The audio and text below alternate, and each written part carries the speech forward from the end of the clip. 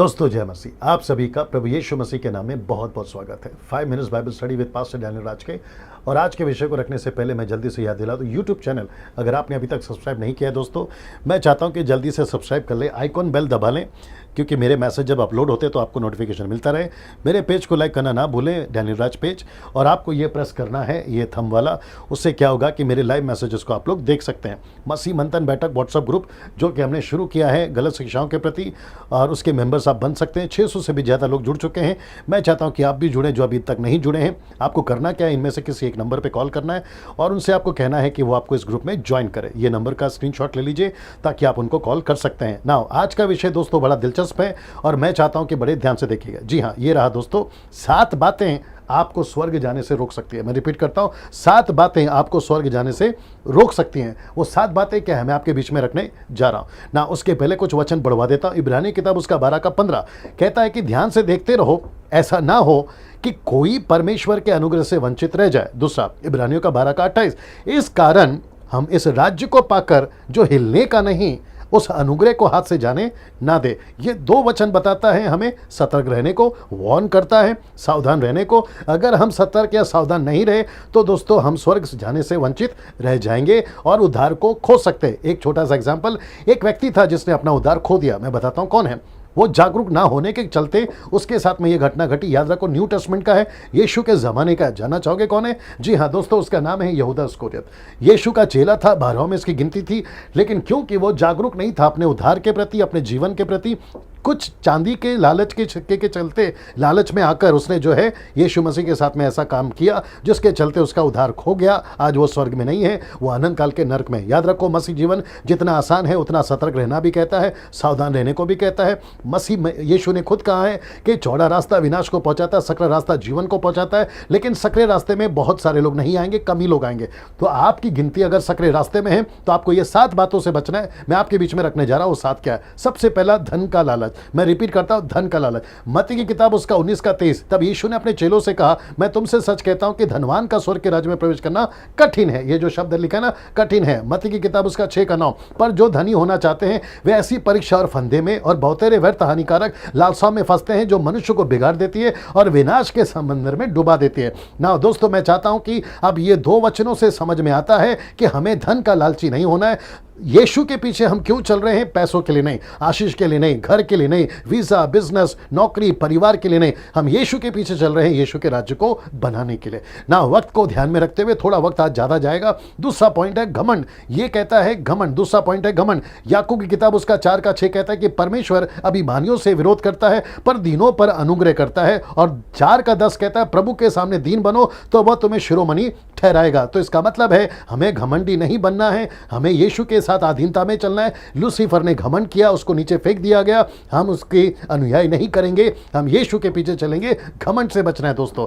ना मैं इसमें अगर एक और चीज जोड़ दूं, आप क्या हैं? प्रीचर हैं, वर्शिपर हैं, म्यूजिशियंस हैं, आप जो भी हैं, आपको किसी भी चीज का घमंड नहीं करना है, क्योंकि जो कुछ आपको मिला है वो सब प्रभु की ओर से मिला है। ना दोस्तों, तीसरा ये है आलस या लेजीनेस। इसके ऊपर मैं जल्दी से बात करूंगा। गलीतियों की किताब उसका 6 का 9 कहता है, हम भले काम करने में आओ ना छोड़े, क्योंकि यदि हम ढीले ना हो तो ठीक समय पर कटनी काटेंगे। ढीले शब्द जो है आलस को दर्शाता है। ना इसको देखिए, यिर्मयाह की किताब उसका 48 का 10 कहता है, श्रापित है वह जो यहोवा का काम आलस्य से करता है। हमें आलस नहीं करना है, परमेश्वर का काम में किसी प्रकार की देरी नहीं करना है। यीशु का एक स्टेटमेंट था यूहन्ना की किताब उसका 5 का 17 में, इस पर यीशु ने उससे कहा कि मेरा पिता अब तक काम करता है और मैं भी काम करता हूं। ना पिता आलस है ना पुत्र आलस है, तो फिर उसकी कलीसिया यानी आप और मैं आलस में क्यों? बाइबल पढ़ने में आलस नहीं होनी चाहिए, प्रार्थना में आलस नहीं होनी चाहिए, यीशु की सेविकाएं करने में आलस नहीं होनी चाहिए। ये सारी चीजों को आपको जो है ध्यान रखना। ये रहा चौथा, जो कि क्रोध को दर्शाता है। इफिसियों की किताब उसका 4 का 26 कहता है, क्रोध तो करो पर पाप मत करो। मैं रिपीट करता हूं, क्रोध तो करो पर पाप मत करो, सूर्य अस्त होने तक तुम्हारा क्रोध शांत हो जाए। यहां 2 प्रकार का गुस्सा दिखता है, एक है आत्मिक और दूसरा है शारीरिक। मैं यहां पर शारीरिक गुस्से की बात कर रहा हूं जो आपको प्रभु से दूर कर सकता है। गुस्से में आकर रिश्ते टूट रहे हैं, गुस्से में आकर चर्च को छोड़ रहे हैं, गुस्से में आकर पास्टर से रिश्ता तोड़ रहे हैं, गुस्से में आकर यहां कि यीशु को भी लोग छोड़ रहे हैं।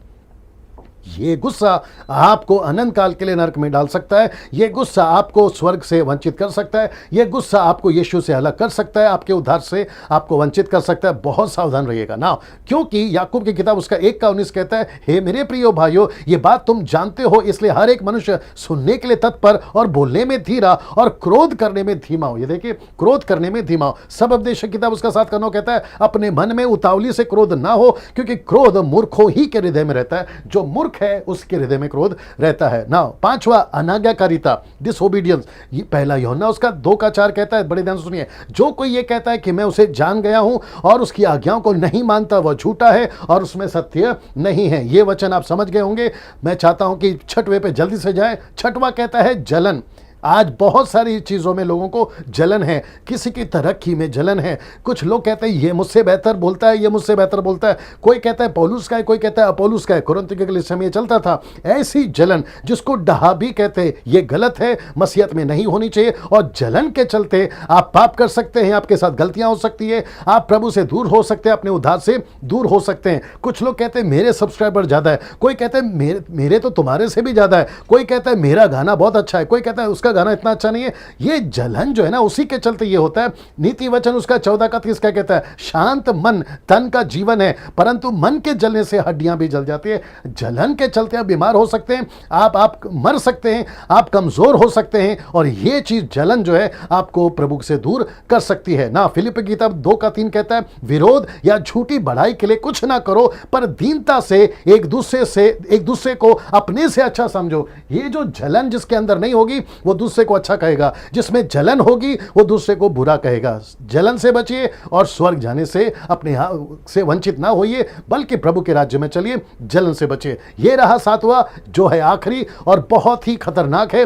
ये आपको 90% नहीं, 100% नहीं, 1,00,000% प्रभु से दूर कर सकता है, और वह है व्यभिचार। इब्रानियों की किताब उसका 12:14, सबसे मेल मिलाप रखो, उस पवित्रता के खोजी हो जिसके बिना कोई प्रभु को कदापि ना देख सकेगा। पवित्रता क्या है जिसके बिना नहीं देख सकते? पहला थिस्सलुनीकियों 4:3 कहता है, क्योंकि परमेश्वर की इच्छा यह है कि तुम पवित्र बनो। याद रखो, उसकी इच्छा है कि तुम पवित्र बनो, अर्थात व्यभिचार से बचे रहो। इसका मतलब है आपको व्यभिचार से बचे रहना है, उस पवित्रता के खोजी होना है जिसके बिना कदापि कोई प्रभु को देख नहीं पाएगा। दोस्तों, मैं आपको फिर से याद दिला दूं, ये जो 7 बातें हैं आपको ध्यान रखना है। मैं चाहता हूं कि इस वीडियो को जितना हो सके शेयर करिए, अपने जीवन को इस बातों से जो है अपने आप को संवारिए, इन 7 बातों को स्टडी करिए, अपने जीवन को उसके अनुसार ढालिए। अगले वीडियो के साथ फिर मुलाकात होती है। नमस्ते।